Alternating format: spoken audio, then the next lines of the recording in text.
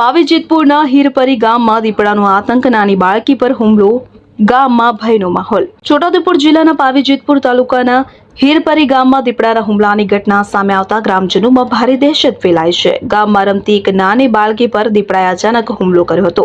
માહિતી મુજબ બાળકી ગામની આસપાસ રમતી હતી, દરમિયાન દીપડો અચાનક આવી ચડ્યો અને હુમલો કર્યો। બાળકીની ચીસો સાંભળતા જ આસપાસના લોકો તરત જ ઘટના સ્થળે દોડી આવ્યા હતા। ગ્રામજનોએ હોબાળો મચાવતા દીપડો જંગલ તરફ ભાગી ગયો હતો। હુમલામાં બાળકી ઇજાગ્રસ્ત થતા તેને તાત્કાલિક સારવાર અર્થે હોસ્પિટલ ખાતે ખસેડવામાં આવી હતી। ડોક્ટરોની સારવાર હેઠળ હાલ બાળકી સુરક્ષિત હોવાનું જાણવા મળ્યું છે કે જેથી મોટી દુર્ઘટના ટળી છે। ઘટનાને પગલે ગામમાં ભયનો માહોલ છે અને ખાસ કરીને બાળકો અને મહિલાઓમાં વધુ દહેશત જોવા મળી રહી છે।